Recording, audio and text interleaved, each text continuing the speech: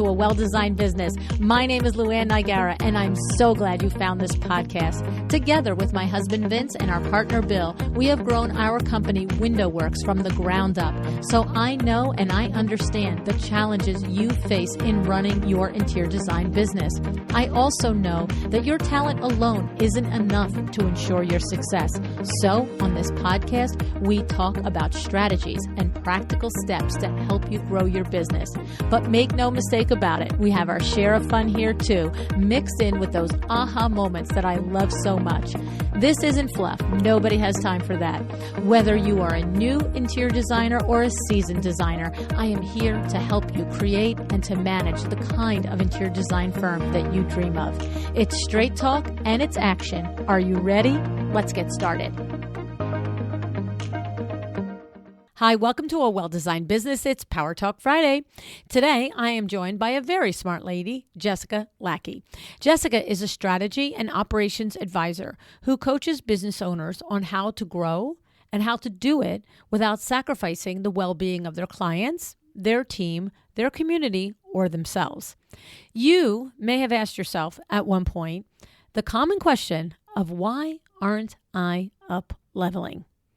Thinking, how do I get to the next level? You see successful firms and you wonder, how did they get there?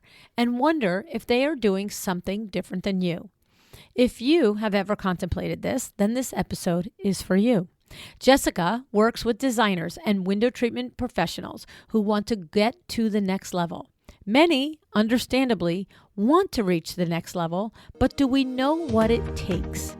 With her Fortune 500 operations leadership experience, Jessica knows what it takes, and she has some very thorough steps on how we can get clear on what our next level is, as well as how to get there. Get ready to take some notes. This is a pen and paper episode, folks. Here's Jessica. Hey, Jessica, thanks so much for joining me on A Well-Designed Business today. Excited to be here. So, I'm really looking forward to this conversation because you are the lady to answer the question that I know I hear a lot, and my colleagues who work with interior designers and window treatment professionals to help make their businesses better, which is, I'm doing all the things and it doesn't seem to be working. Like, I'm not, and the thing is, what we know is, what's the end of that question? It doesn't seem to be working. I don't feel like I'm making enough money, or I'm so busy, but things aren't changing, but there's just that level of frustration of, how do I get to this quote unquote next level where somehow magically at the next level, everything is going to be wonderful. So this is your specialty though. You work with businesses, interior design businesses, window treatment businesses that want to quote unquote get to that next level. So talk to me about that. That is right. And the first question I always ask is, what is your quote unquote next level?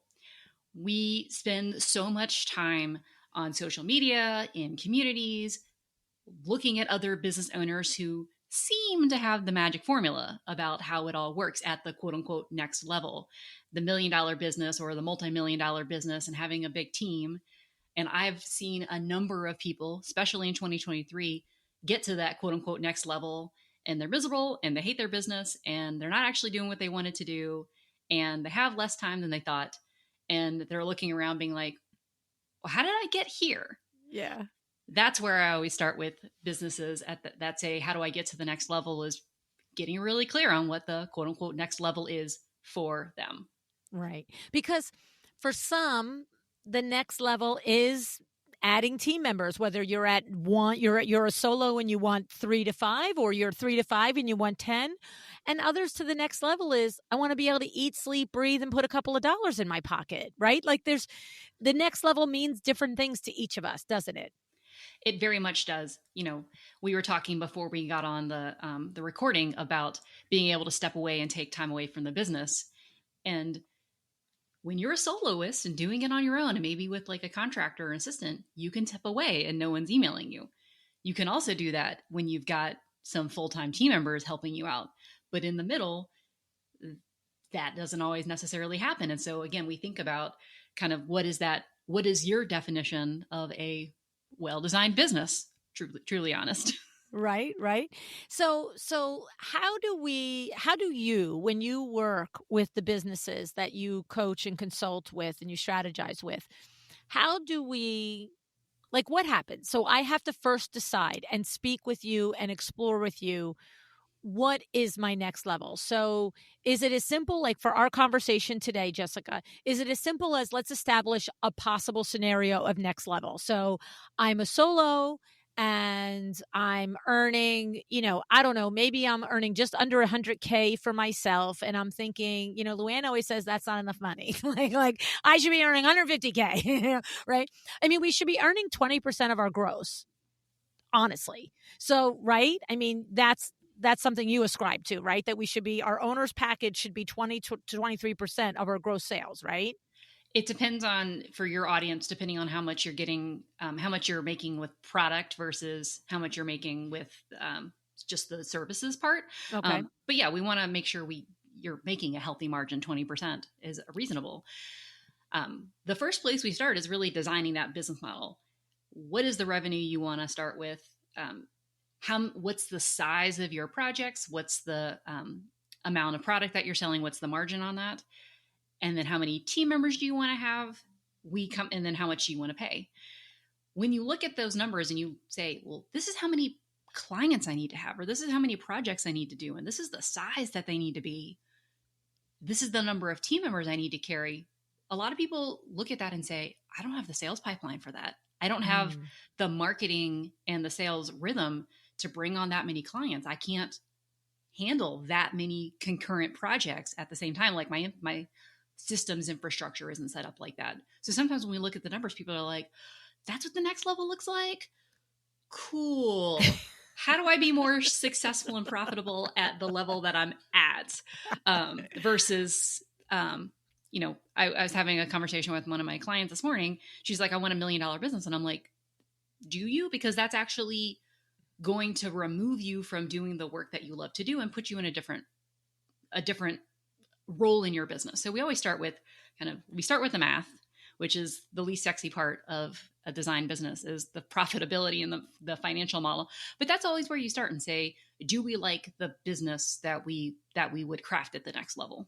And it's interesting because, I'm sure you've read the E-Myth, right? Like by Michael Gerber. I mean, that's the whole thing. It's like you start out like you want to bake apple pies, and the next thing you know, you have such a big business that you don't remember the last time you made an apple pie. And it's like, wait a second, what am I doing? I love to bake, right? And I think that is, to your point with interior design businesses, that is a stick point. And I know in my chairman of the board coaching programs, it's one of the things that we spend typically a good amount of time talking about. Because if you grow to the next level where you have to rainmake to support that pipeline, are you designing anymore? And are you okay with you not designing? And to what hand will you keep your hand in the oversight of the design? And a lot of people get surprised about what happens when they don't do as much designing as they thought. They don't realize it's going to take them out of design, to your point, right? Now all of a sudden you're the manager and you're managing all the people, but that creative part. So and the thing about it is I've noticed in the last year on the podcast that there's more conversations with interior design principals that are crafting their business to somehow scale, but to keep them in the design lane. It's an interesting conundrum. Have you run across the positive ways to do it and the things that you have to do to look out in order to maintain that for yourself? Yeah, I think it's really getting clear on I come from a consulting background. It's really getting clear on kind of like the role of that rainmaker. In the consulting world, there's the doers, there's the analysts that handle maybe product selection or ordering and things like that. There's the project managers, and then there's the relationship managers that top level consultant. The they have crafted the engagement setup so that they get to do the overall design thinking, they get to do the kind of hypothesis, they get to do the style selection, they get to do the choosing of the themes and, you know, the overall relationship management. When it comes to like finding that like ultimate particular piece that, you know, they have to go down the Pinterest rabbit hole, like that's it. They don't do that, right? That's an associate, maybe an associate designer's job, but they get to keep the overall aesthetic. They get to keep the high level strategy, but it's really about setting processes for how long things take, where are the sites that we go. And it's thinking about how to systematize the creative process for if they want this type of design, these are our preferred vendors, these are our preferred price ranges. And that all has to happen as you scale. But I think maintaining that like client relationship is really important to most of the rainmaker types I work with, or some of them actually don't want to maintain the relationship at all. And they're like, I just want to bring in business and market and make connections. I don't actually want to do any of the designing anymore. I don't think that's as common, but no, it isn't. It isn't as common. You're right. And it's so funny because your conversation was reminding me during COVID, I ran a mastermind with 5 very, very high, powerful women in our industry. And, you know, 2 of them that come to mind that were in that mastermind were Sandra Funk and Tracy Connell. And the reason that they come to mind for this conversation is because I can distinctly recall in that conversation, these were 5 women, 6 women that were all running multiple $1-million firms. So they all had juniors, right? Seniors and juniors under them. And I remember Sandra and Tracy specifically talking about how part of what they had done in their firm was taking the care to outline the design aesthetic for the firm. So just like you said, the seniors and the juniors under them. And what sticks in my mind is Sandra Funk mentioning how tiles always had to be, and I'm going to say the things wrong, like organic, like whatever the right thing is. And all the designs are like, Luann, you kill us with this crap, right? Like whatever it was, like they couldn't be fake tile. They had to be real tile. I don't know what the difference between fake and real is. Maybe it's porcelain. I don't know what it is. But, and then also she had a specific aesthetic for the grout. And I don't remember if the grout had to contrast or it had to match or whatever the grout had to do. But the idea was that for her firm, these were the norms. And I remember each of these women describing that before and after process of taking the time to say for 50 things, these are our objective ideals. That doesn't mean you can never change it. It doesn't mean a junior or senior couldn't say, I really think we should do contrasting grout on this. But it eliminated the 16,000 questions so that they could do their top level stuff, right? And so these are the kinds of things that when you're working with your clients and when designers say to you, I'm doing all the things, but I don't feel like I'm getting anywhere. It's this. They're not taking themselves out of this repetitive thing and establishing what the norms are. It's norms across the design. And this is where we when we think about scaling, we think about and growing, again, how far do you want to remove yourself from the business? So the first step we always do is remove yourself from, you know, the back end of the business related to financials, bookkeeping, like, you know, that is not your zone of genius. So we get rid of the zone of incompetence, the things that you're just not really great at. Wait a minute. I have to stop you right there. That's so funny. Because here's the funny thing is we use zone of genius. We use superpowers. We use that all the time. And we always say very nicely the things you're not good at. And you're like, your zone of incompetence. Oh, okay. Sorry. I didn't make that term up. That's the Gay Hendricks. No, that's your consulting. That's your McKinsey. That's your Harvard background. It's like it's a very actual descriptive term. But I think it's so funny because even me, I'm like in your face. I'm like, well, excuse me, our zone of incompetence. Yeah. I digress. I just think it was fun and cute. So oh yeah, no, it's so funny. Like my zone of incompetence in my like personal life is design. Like, yes, exactly. I don't have a design aesthetic bone in my body related to like interior design. Like my entire video setup that you can't see on the podcast, but like I had an interior designer do this for me. Like I don't know how to. I'm like, just tell me what I need to order. So yeah, so like we start with the zone of incompetence, like the things that you shouldn't be doing anyways. we move to your zone of competence, which is, project. You're probably not great at project management unless you're a Right. designer that's great at project management. But again, that lets you keep the design. We then move to your zone of excellence, which is probably sourcing and choosing things on the right budget. But then we get to your zone of genius, which is truly that design aesthetic, right? Mm. So you can go a pretty far way by systematizing and outsourcing and delegating your zone of incompetence, competence, and excellence. Then you have to really decide how far do you want to go with systemization, again, for that quote unquote next level. But we can free up those things that don't require so many hard choices. But again, every step along the way requires looking at the systems that you are less good at to more good at and saying, all right, we got to put structures in place. I'm not sure anyone, maybe in your zone, but like many of my clients are not, sales and marketing are not their zone of genius. So we Mm-hmm. have to put systems and structures around how do they regularly have a steady pipeline of business that supports the quote unquote next level for their business when, it gone are the days where like showing up on Instagram once in a while are going to keep you with a full pipeline. Right, right, right. What's so interesting to me is, this is I have been a broken record for 8 years now on putting systems and process into your business, right? But it's so evident always, and here in this conversation as well, that if I am a business owner and I'm a solo and I am working long days, doing all the things and feeling like, how do I break out of this? And my goal after I have a conversation with someone like yourself is no, no, no, no, no. See, Jessica, my goal isn't to have 3 employees. My goal is to get up and do my work from 9 to 5 and to have it done and to know it's done and not wake up at 4 in the morning and wonder, did the thing happen?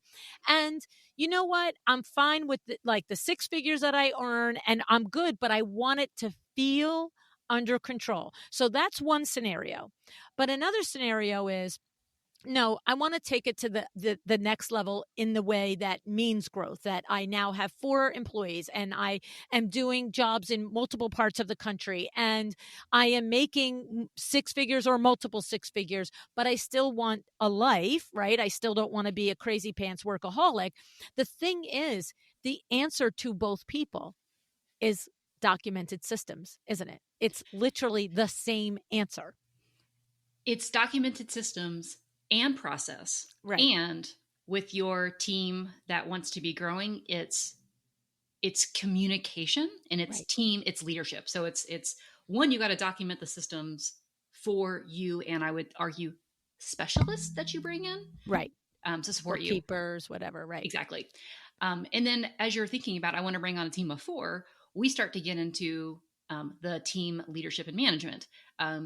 If you have client deadlines that are popping up and you as the leader aren't communicating those timelines in advance, and if everything is an emergency with your team, Right.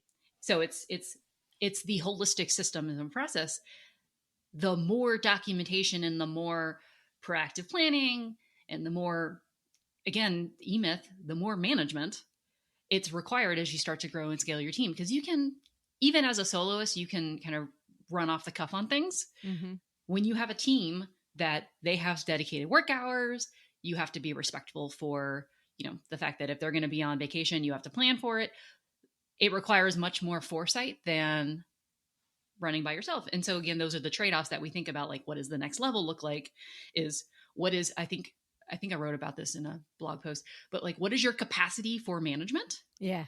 Because if you have a big team, that means documented project plans and deadlines and, project times and Gantt charts and, sourcing guidelines and things like that. You have to put all that stuff down. And I can guarantee that that's probably not most people's favorite thing to do, is like, think about project planning and milestones and time tracking.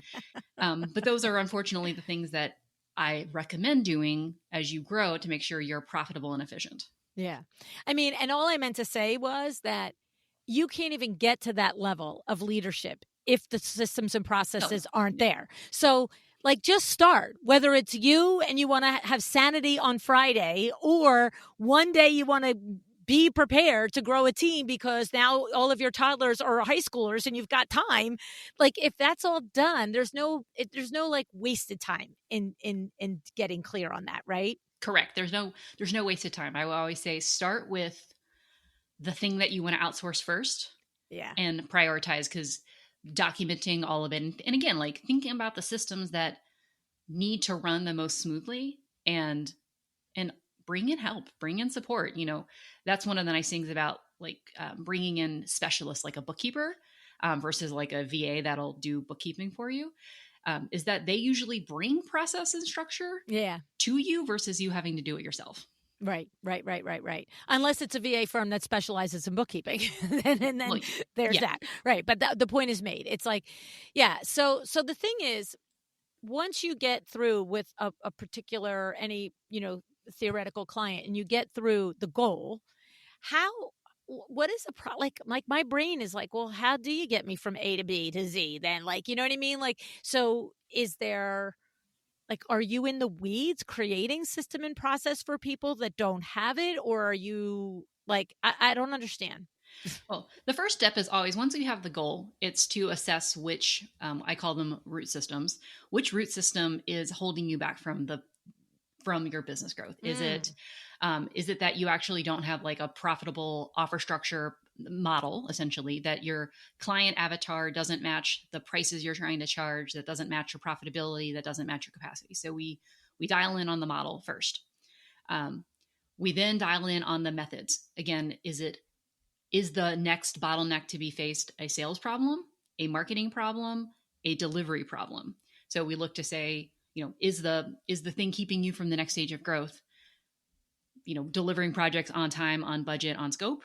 Is it, lead gen, or is it conversion? Do you have a lot of prospects ghosting you after you send proposals? Let's actually look at the process. Again, those are systems that would be required.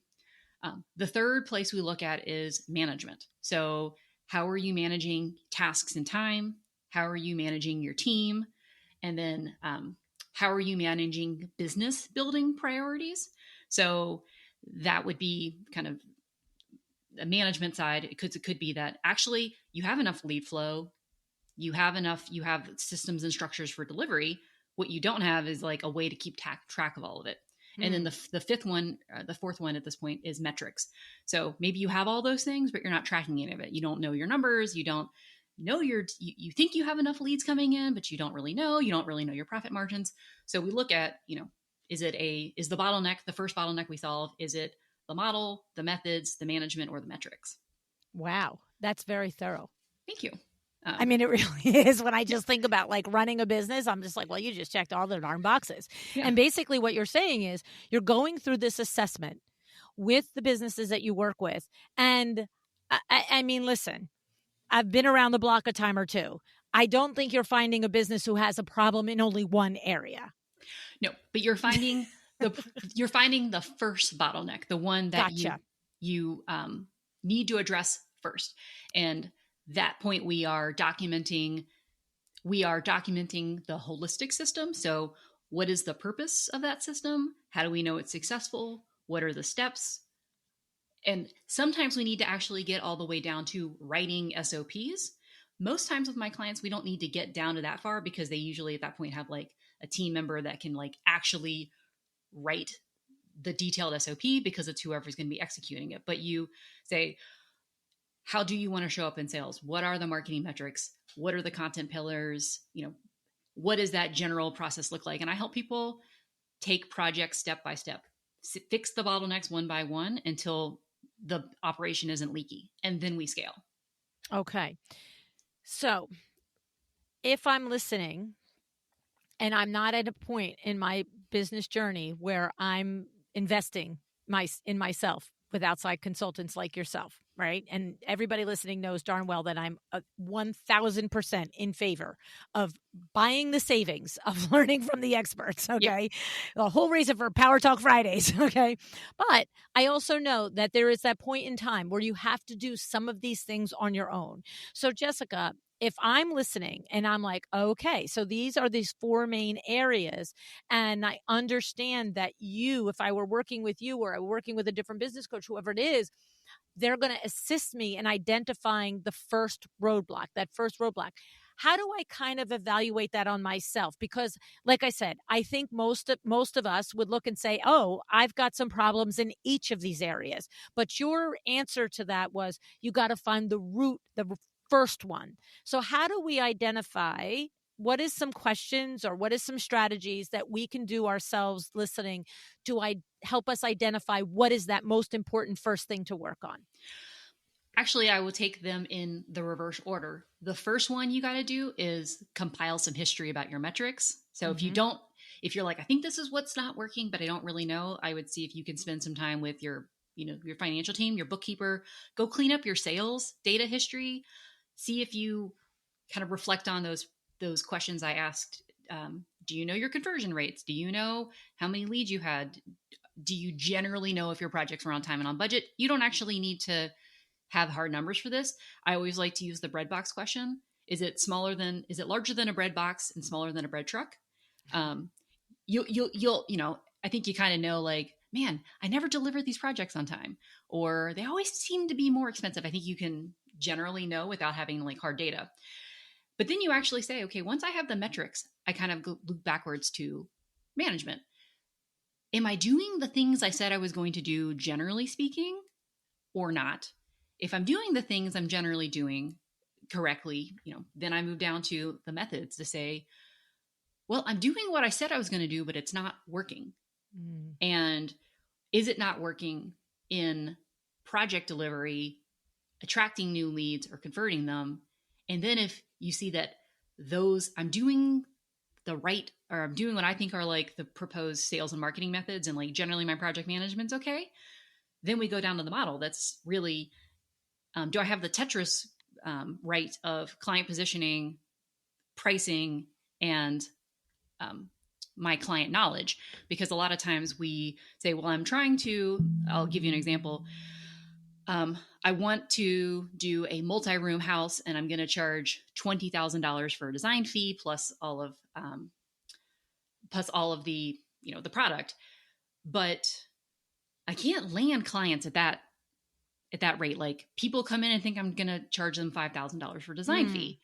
Like, this is an indication that no matter what you're doing in sales and marketing, that something about your positioning or your client avatar or your offer structure is not matching. And so trying to do quote unquote more sales and more marketing until you address something that's in like the mission and the message of your business, or who you're targeting or how you're networking, like doing more sales, quote unquote, and doing more marketing doesn't work if there's a misalignment all the way down at the model level.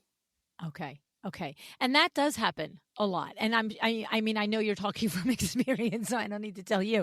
But I mean, that is the thing. We will often have conversations, not on the podcast, but in real life, where designers are like, I just can't get the right client. Like, every single time you see it in the designer Facebooks all the time, where they're saying, I don't understand it. Every time I am having a conversation with a prospective new client, they think it's going to be $5,000 for the design fee and it's really 25,000. They're so clueless, right? And the knee jerk reaction is to lay the blame at the foot of the client who has an unrealistic expectation. But what you're saying is, when you're evaluating it, and if that is the kind of thing that is consistently happening, that's on us. We've got something wrong in our world, in our messaging, or whatever it is. And so when somebody has that problem, what is your conversation like then? The big conversation is, do we want to change the offer and pricing and play a little bit more of a volume game?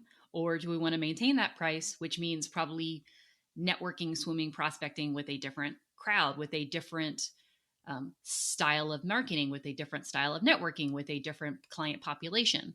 Um, do we have is the messaging on the website? Again, I'm not a copy expert, but is the Mm-hmm. messaging on the website evocative of that price point? Or I also like to talk about like client buying journey, not this burnt journey with us, but there's clients that come in, they're like, I just want this design and it's urgent and it's quick, versus like, this is a major investment piece and I'm Mm. ready to invest. And so if you're trying to, sell $25,000 whole house type design projects, how is the messaging on your website speaking to that positioning, you've already tried something like this, you're ready to like, so again, like, how do we think about client positioning, and is all your marketing materials speaking to that client? Mm-hmm. At that point, you're not getting or you might, but how are you qualifying them? And then again, we go to your sales process.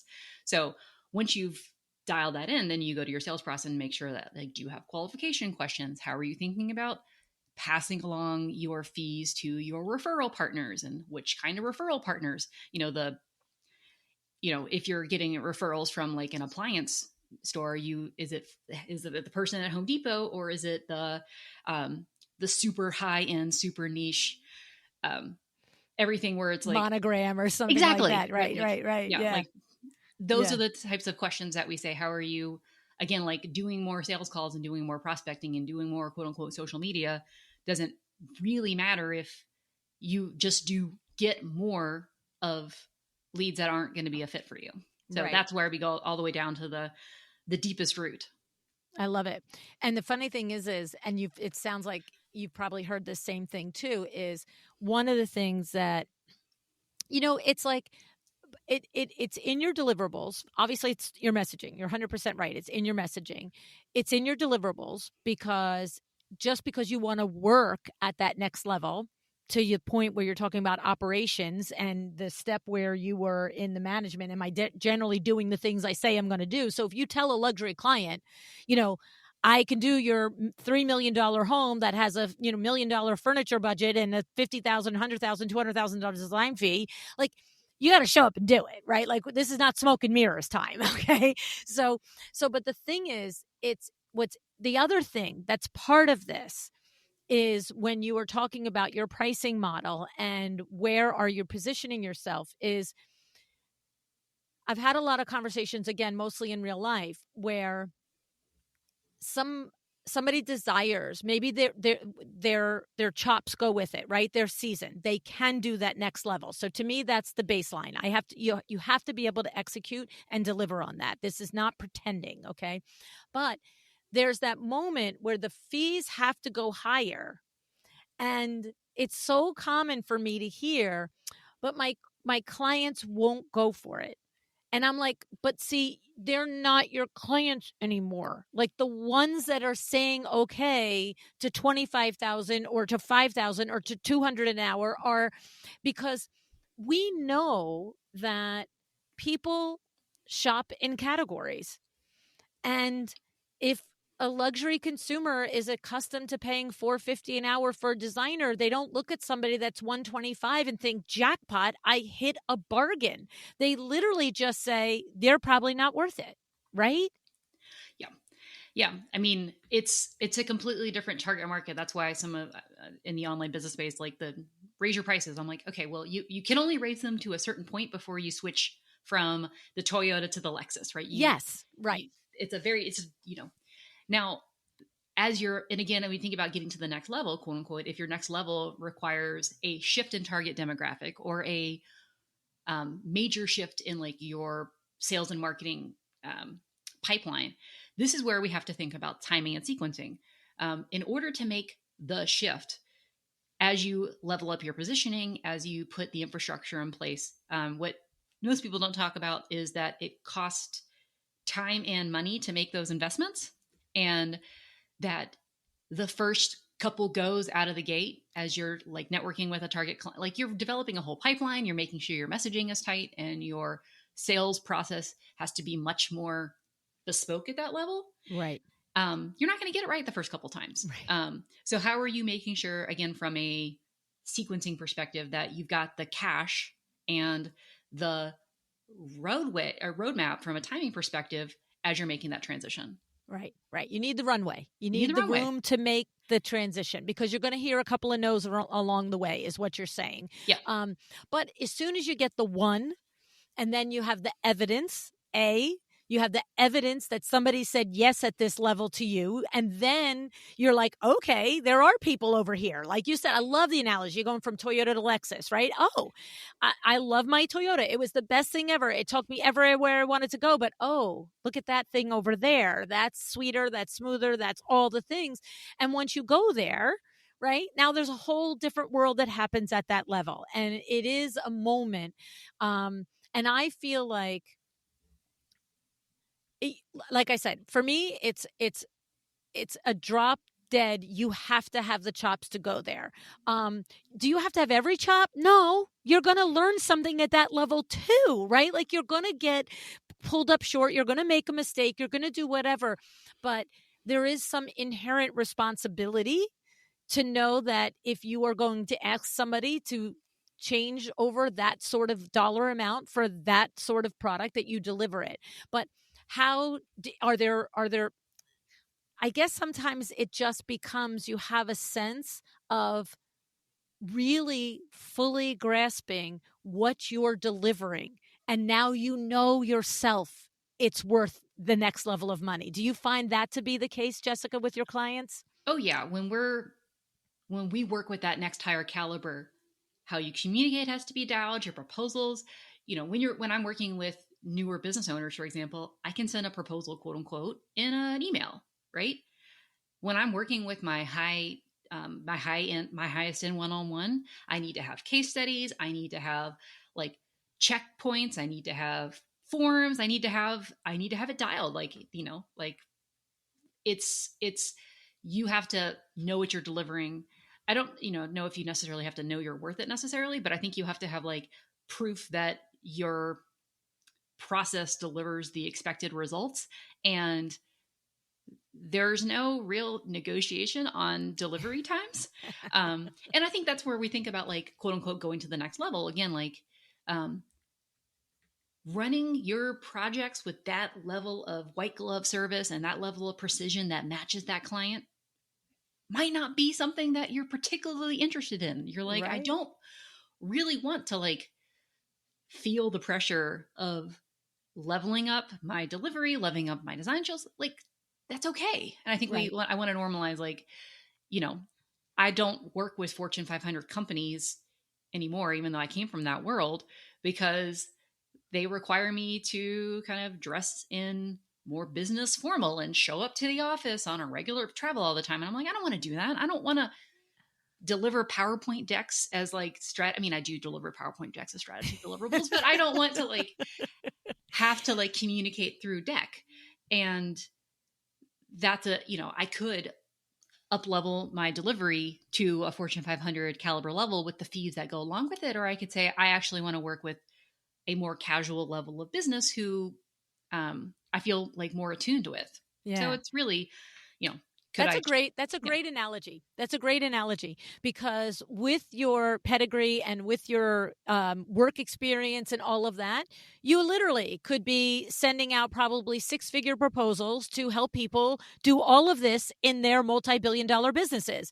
But to the point, like it requires a whole different thing. It's like I come to your office in San Francisco and I fly from Charlotte to San Francisco and I present it to you, as opposed to we hop on Zoom and I my hair in a bun and I'll give it to you. And that's the thing, right? And for design, it's the same. I love that you brought that up because it's always, and it goes back to the very beginning of our conversation. What does leveling up mean to you? And it could mean I want to level up my lifestyle, right? I want to level up my lifestyle. So that requires me to, I want to keep my business smaller, but that requires me to dial it in. And it requires me to really have it tightly buttoned up so that I can close the door at 5. And I'm not, because I'm a solo, still answering emails at 1 o'clock in the morning and making sure tile guys have the herringbone going the right way at 2 o'clock in the morning. Right. And so, but I think it's just interesting. When I first started podcasting 8 years ago, every conversation was about getting bigger.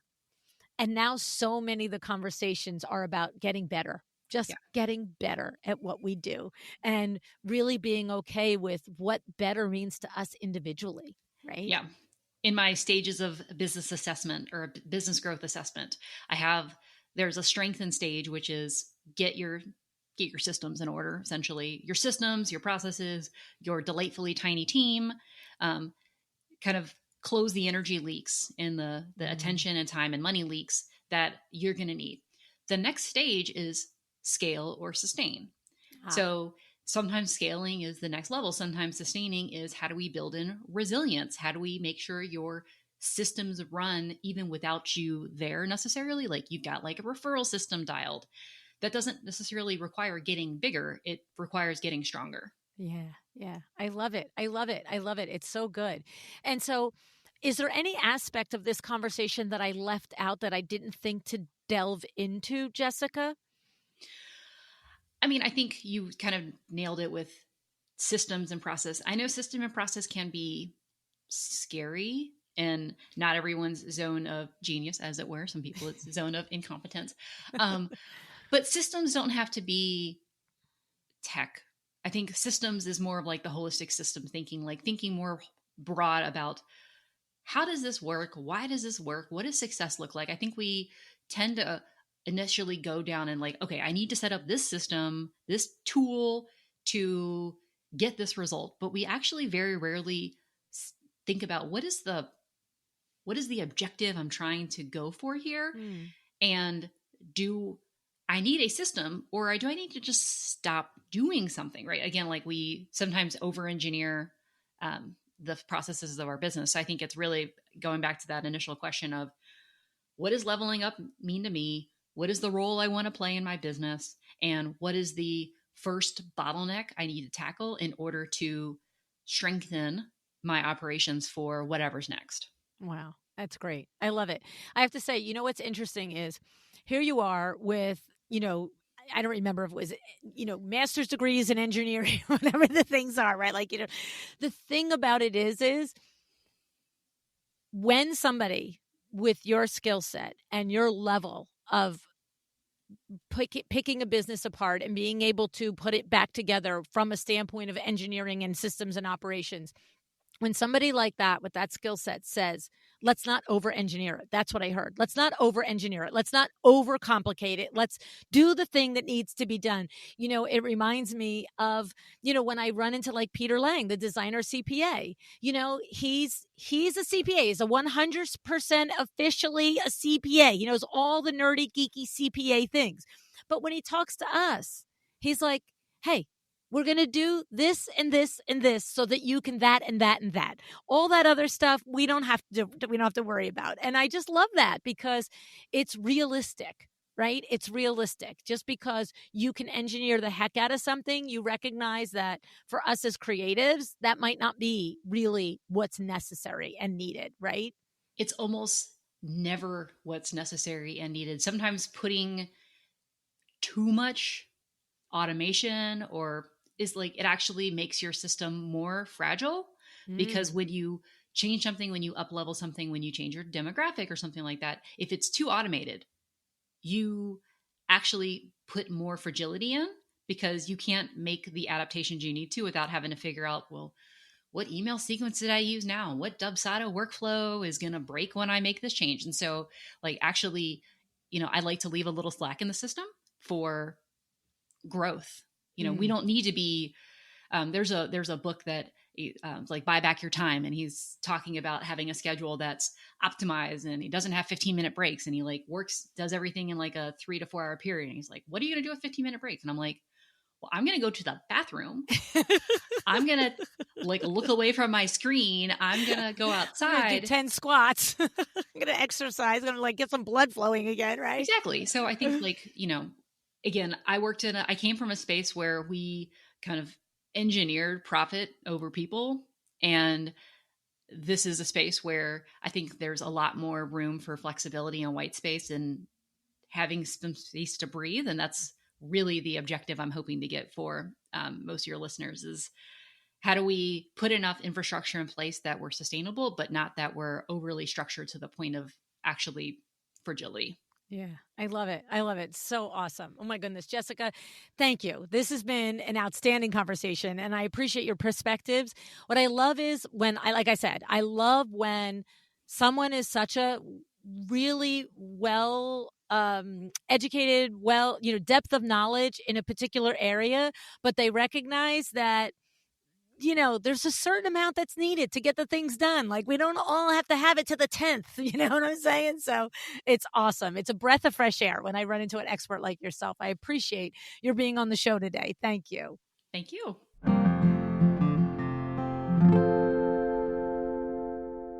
I think the major theme here is the first thing to consider when wanting to level up is to determine what it means to each of us personally, individually, right? It is different for each of us. You may want more money, more financial freedom. Maybe you want to build a team. You see the big company and it's your dream. Maybe you have no desire to manage a team, but up-leveling for you means you want to up-level your projects. And maybe you want to run your business within the parameters of raising a young family. Family first and client second. That's a valid path, right? It's a valid desire, right? Once you are clear, who can you bring in to help you reach your goals? Who can you hire to take care of your, and I love how Jessica put it, your zone of incompetence? Because we all have them, don't we? Whether you want to continue to work solo but want things to feel more under control, or you're looking to build and branch out into other areas, locations, projects, the answer is the same. Documented systems and processes. I know, it's a crazy revelation, isn't it? But don't worry, this #SmartLady did not leave us hanging. Jessica has her own system for getting clear on what you want and what you want the next level to look like. You start with what you want to outsource first, right? You start by asking, do I have a profitable, efficient office structure? Because you need to dial in on that to begin with. The next thing Jessica suggests is looking at our methods. For example, what does our marketing look like?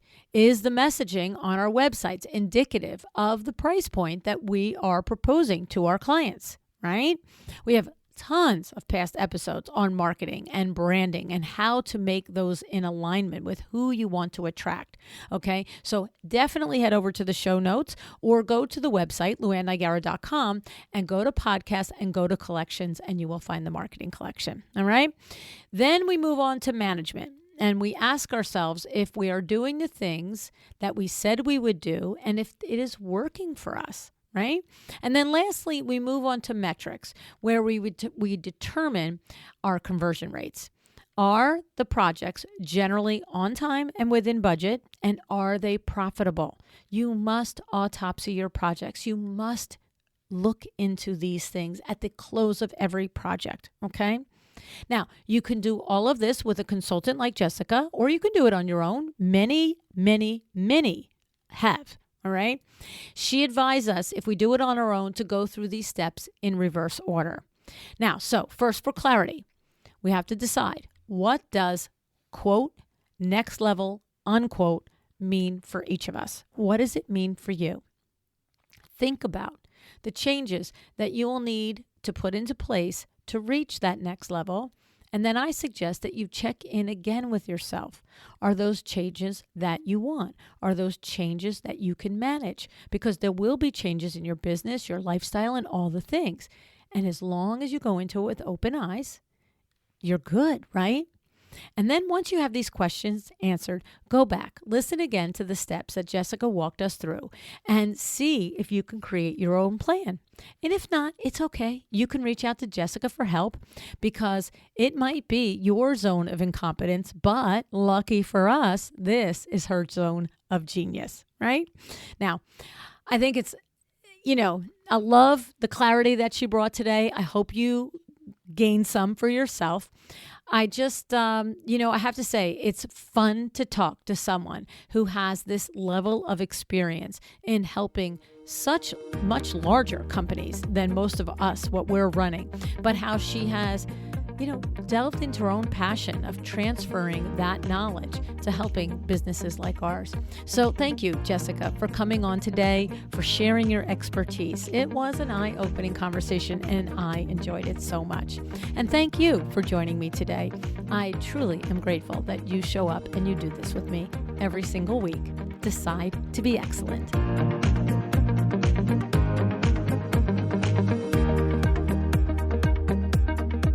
Thank you for joining me today. This podcast is a production of Luann Nigara, Inc. If you want to know more about me, my books, or Luann University, go to luannnigara.com. And if you are interested in having WindowWorks help you with your next window treatment or awning project in the New York, New Jersey metro area, go to windowworksnj.com to learn more. Have an excellent day.